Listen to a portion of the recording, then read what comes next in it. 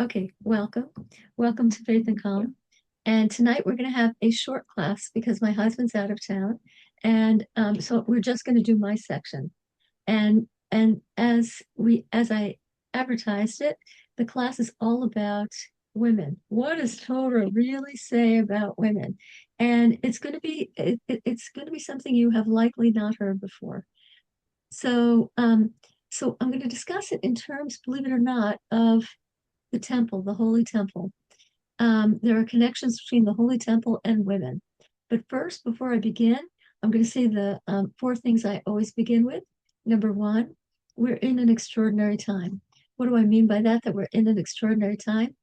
Lubavitcher Rebbe told us in 1980, no, 1991, going into 1992, that we have that we have sorry, I'm just there's a message on my screen that we're entering the era of the redemption. We're entering the era that the entire world has been waiting for millennia, and we're actually entering the time of the days of Mashiach. And okay, it sounds very optimistic, but the Rebbe made prediction after prediction after prediction, and they've all come true. So this thing is also going to come true. He predicted he predicted when people in 1967, when Israel was falling to pieces because there were 8 Arab nations ganged up, and everybody knew about it. They were ganged up. They joined forces to destroy Israel, and all of Israel was in an uproar. They were preparing thousands and thousands of body bags in every park because they figured every park is going to turn into a graveyard. And the president of the country got on the line, got on the back then they did, Israel in 1967 most Israelis didn't have television, so he broadcast on radio to calm everybody down, and and and instead of calming everybody down, he burst into tears, which wasn't very reassuring for the people. But the Lubavitcher Rebbe said, there is nothing to worry about. We are going to see miracles that are on the scale of what happened when we got out of Egypt. There is nothing to worry about. And people who are even anti-Lubavitch started quoting, Lubavitcher Rebbe says it's going to be okay. That's only, he predicted the fall of Saddam Hussein. He predicted it's going to happen before Purim. It happened right before Purim. He's made many, many, many, many, many very unlikely predictions, and they came true. So this is also coming true. Anyway, so we're in an extraordinary time. You and I were handpicked to be in this extraordinary time. Why? Because we have an important role to play. Each one of us. We're not here. It's not incidental. If you're here, it's because you have an important role to play at this amazing juncture in human history. Number three, we and we have all the tools we need. We have the Torah, which is our guidebook to help us, and we have the mitzvahs, which are our power tools. I've said it many, many times that mitzvahs not only transform the world, they transform you. They, I have never found anything that made me more myself than I ever dreamed I could be. They really are. They're a powerful self transformation tools for the good. And next, lastly, what we're doing tonight, learning about this amazing era that we're in, actually speeds up its resolution into all the good times. Okay, now I'm gonna pin me. Okay, good. So, um, okay, good. So the topic is women. What does Torah really think about women? And the Rebbe told us clearly that, and it's not just the Rebbe. It was said by sages from thousands and thousands of years ago that women are the force behind the Jewish people. Whenever we're in trouble, it's the force of the Jewish women that gets us out of it. It was in the merit of the Jewish women that we got out of Egypt, and so too every epoch in Jewish history. And so I'm going to discuss the importance of women through an unlikely means, through talking about the Beis Hamikdash, through talking about the temple, the Jewish temple the Jewish temple where the Jews prayed throughout the years. So we know that there was a traveling temple. The Jews made almost like Legos. They made a when they got out of Egypt, they made a sanctuary for Hashem. Hashem is everywhere, but you could feel Hashem's concentrated presence in the sanctuary. It was the one in the desert. Hashem told them to make it so it comes apart. You can build it and it comes apart because they would need to take it from spot to spot in the desert as they got closer to Israel. And that was called the Mishkan. And in the Mishkan was built out of wood. Then the next thing we had was when we went into Eretz Israel, after we took over Eretz Israel and we settled in it, we conquered any enemies that were there. We built the first Beis Hamikdash, and the first Beis Hamikdash was built out of stone, unlike the Mishkan that was built out of wood. It was built out of stone, but one thing couldn't be used there, and that was iron. Iron was not allowed to be used there because it's considered that iron was made to shorten man's life, and so it couldn't be used in the temple, which is designed to lengthen man's life and to improve man's life. And okay, good. Now, so okay, after the first temple, first temple was destroyed because the Jews stopped keeping Torah and mitzvahs, not completely, but their level sank, and they were vulnerable, and an enemy came and took them away, Nebuchadnezzar.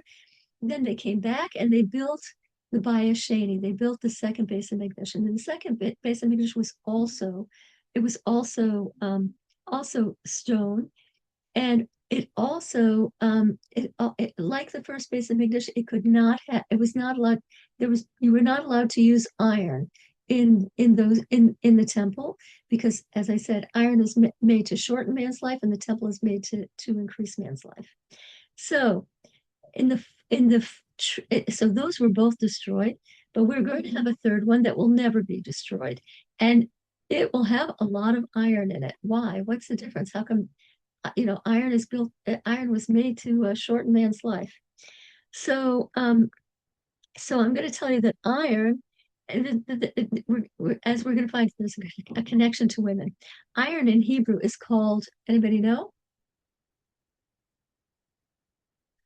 Iron in Hebrew is barzel, base resh zion lamed, and and and there are good aspects to barzel. Barzel, Israel is called a land whose stones are iron, meaning it has a lot of strength. This country, it has a lot of inherent holy stubbornness, and and and iron also refers to the essence of the Jewish soul, because in our Jewish soul, in the essence of our soul, we have tremendous strength, and we have good stubbornness. We persist in our Judaism no matter how much the world, tries to destroy us. And next, we also Barzel is an acronym for four women's names. Now, if you remember your Jewish history, the patriarchs were Abraham, Yitzchak, and Yaakov. Yaakov was the third, and he's considered the choicest of all the forefathers. And he married, back then you could marry more than one wife, and not at his own choice, at the women's choice. He married four women. Their names were, first he married Leah, then Rachel, and then he married Bilhah and Zilpah. And Barzel is an acronym of those four women, the first letter of those four women's names. It's Bilhah, Rachel, Zilpah, Leah, the four wives of Yaakov. What do they have to do with iron? Okay, so we're going to go into that in just a Can I second. ask a question? Yeah, please. Regarding the idea that Something's happening. oh, Are you? can you hear me? You're I'm not off muted. mute. I don't know why I can't hear you. You can't hear me? We just got a new computer, a brand new computer, and I don't. Uh, Try again. It just went out. It's so can you interesting. hear me now? Oh, No? can you type it in a chat and then I'll read it? Okay. Okay, good. Um, Um, it's something with the speaker on this. Okay. So, okay, while I'm waiting for that, um, let's see, where's the chat? Um, Here, you wrote something here. Let's see. Okay, isn't it known that weapons which are made of iron will be turned into non-weapons? Weapons that are made of iron will yes, yes, you're thinking of swords into plowshares. Exactly. Yeah, absolutely, absolutely. And it's even happened already. But yes, that is true. That is true. There's not going to be in the time to come. There will be no weapons of war. Nobody will be interested in them in them anymore. And okay, but I'm going to continue with this. That what is okay? Bilha Rachel Zilpa Leah. That's an acronym for Barzel for iron. And I'm going to tell you a little bit of Kabbalah. I'm going to tell you a little bit of Kabbalah, not so much. It's not really Kabbalah, it's Chassidus. So so uh, men are considered, in there's God's various emanations are called the spheros, and they're called the spheros. And the top of the scale is Chochmah Bina Da'as. There's something still higher than that, and it goes down and down and down until it gets to Malchus. Malchus is the bottom of the ladder. And men are connected to Chochmah on the top, and women are connected to the bottom of the ladder. So you might say, oh, you see? But it's not the case. We find if you learn more and you learn into this, you find out that Malchus is at the very bottom because Malchus takes on a job that nobody else can do. And when Malchus takes on that job, Malchus goes everywhere to help the Jewish people. Malchus is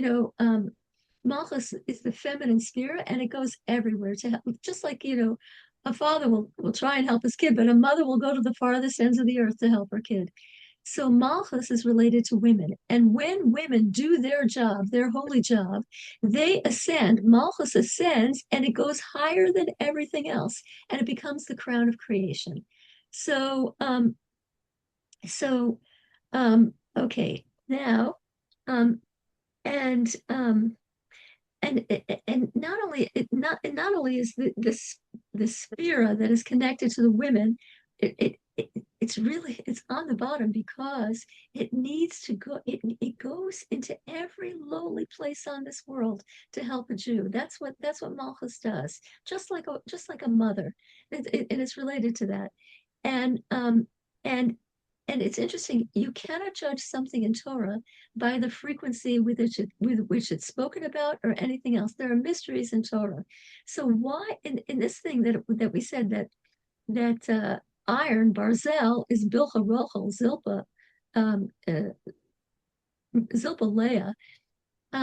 If you know Jewish history, Yaakov married. He wanted to marry Rachel. His father-in-law tricked him, and he ended up marrying Leah. And then the father-in-law said, relax, in another week I'll give you Rachel, but you have to work for me for another 7 years for free. And meantime, Rachel and Leah, because at various points they stopped giving birth, they said to Yaakov, now you have to marry our maidservants because there has to be 12 Jewish tribes, and we don't have that yet. And so he reluctantly agreed, and he didn't want to marry Bilhah and Zilpah, but the other wives persuaded him to do that. And why didn't he want to marry Bilhah and Zilpah? Because Bilhah and Zilpah are are they're they are uh, they're very high. All the imahot are all the mothers were on a very high level, but Bilhah and Zilpah are on that high level as it descends still lower.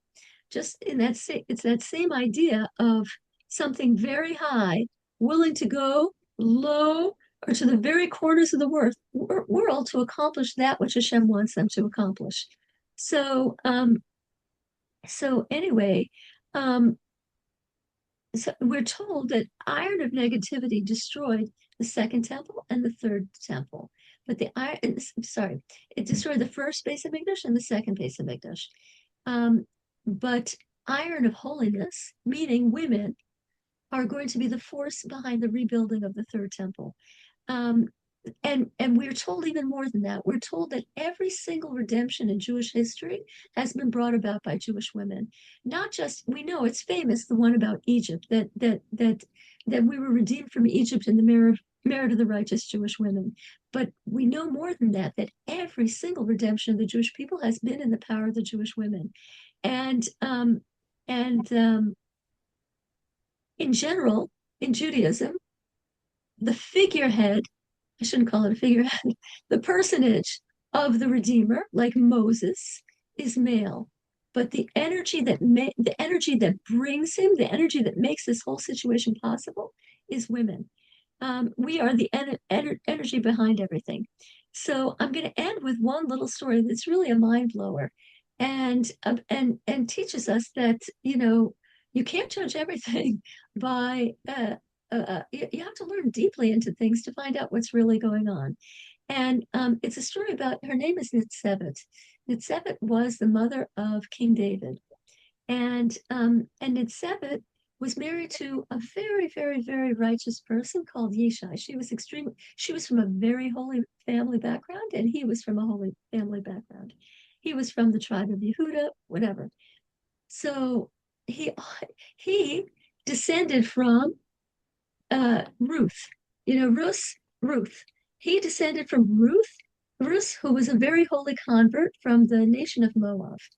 And and so his great great grandmother was Ruth, and his great great grandfather was the head of the Jewish nation, called whose name was Boaz. And they had a kid who had a kid who had Yishai. And Yishai married Nicevis, and he had a lot of kids with her, a lot of them. He had like 7 boys, something like that.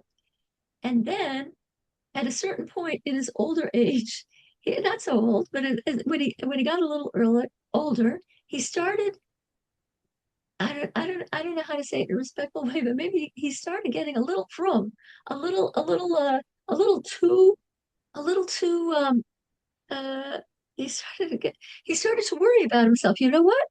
I come from Rus, and 3 or 4 generations ago, there was a dispute about whether the women of Moab could convert. The men of Moab were not allowed to convert. And there was a dispute. What about the women? And the Beis Din of that time decided, yes, she's a legitimate convert. She is. But maybe they were wrong. Maybe they were wrong. And I'm married to this incredibly holy woman, Nitzevet. I've already had a bunch of kids with her. But maybe I'm not even Jewish. Maybe it's the wrong thing. I can't do this to her. So he separated her again. He separated from her against her will. He separated from her. He didn't announce it. He separated from her. She still lived somewhere in a building, in a house or something on the property. And and uh, and only so he knew about it, and his 7 sons knew about it, that he had separated from her. And after a while, he said to himself, it says in the Torah that a man should not live alone. A man needs a wife. More than a woman needs a man needs a woman. So what should I do? You know what? I'm not sure I'm Jewish. Maybe I am, maybe I'm not. So we have this maidservant. It doesn't say what the maidservant's name is. He had this maidservant, and he made a proposition to the maidservant. He said, I don't know if I'm Jewish or not. But listen, so this is what we're going to do. If I am not a Jew, well, you're not fully a Jew either. So I can marry you, and I can be with you, and you can be like a second wife to me or something like that. And everything is hunky dory. And if I am a Jew, if I am legitimate, then I am going to free you. I'm going to free you. She was an, whatever. I'm going to free you completely.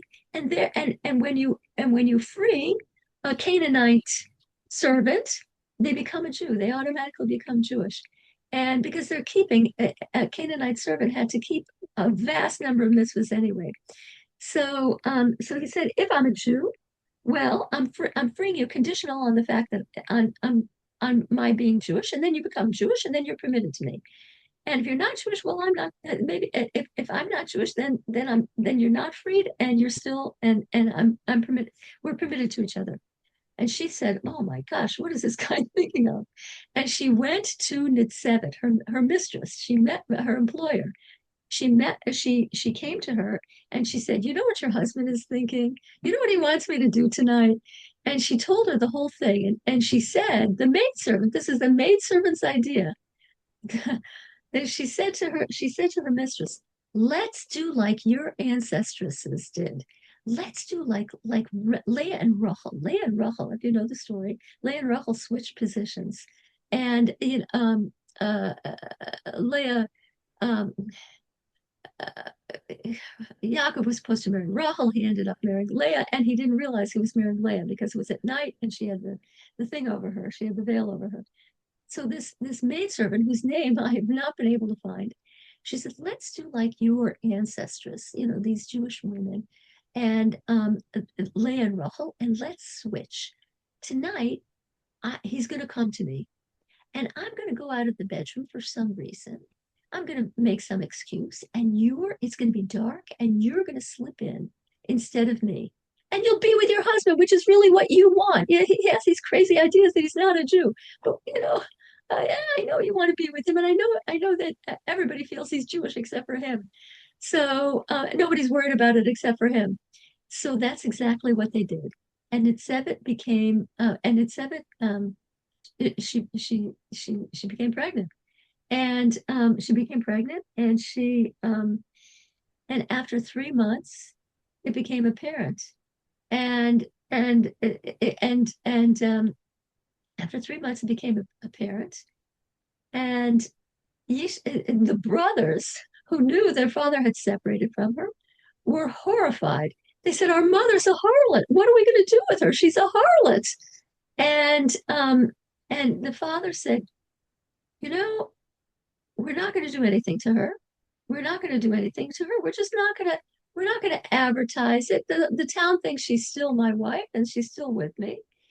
We're not going to do anything. We're not going to punish her in any way, but we will ostracize the child. We will act so differently towards the child when it's given birth, when she gives birth to it, that everybody will know that they shouldn't marry this kid, because who knows whose kid it is? Who knows whose kid it is? She's not allowed to marry somebody else. She's married to me." And so anyway, that's the story of David. And David, from the time of his birth, his mother told him, "I want to let you know that you are completely pure. You're born in purity. And don't and you should always know it and be like this with Hashem." David Amel had the most challenging childhood imaginable, because his brothers ostracized him. His brothers thought he was a bastard, and he had such a challenging childhood. Why? That's another story, because Hashem forged David in iron. David became so strong from his childhood, so strong from, you know, he, his childhood was so difficult. Everybody, because the brothers ostracized him, outsiders thought, he must be really a terrible person. And they started laughing at him. The people in the town started laughing at him. In bars, they made up songs about David. And he what did he do? He went off to the fields. He asked his father, "I don't want to live at home anymore. I'm going to take care of the sheep in the field, and I'll live with them." And that's what he did. And he sang love songs to Hashem all day long. And his neshama, he was born with a beautiful neshama, but it grew and grew and grew, and he became the rock of the Jewish people. And Mashiach comes from David, because David has a rock solid connection to Hashem, and Mashiach has a rock solid connection to Hashem. So anyway, this is a story to tell you that women are very, very treasured in the Jewish people, and we're considered the power behind the Jewish people. We're considered the strength and the power and the iron of holiness. Okay, and now I'm going to turn off the recording and ask if anybody has any questions. So I'm going to stop the recording.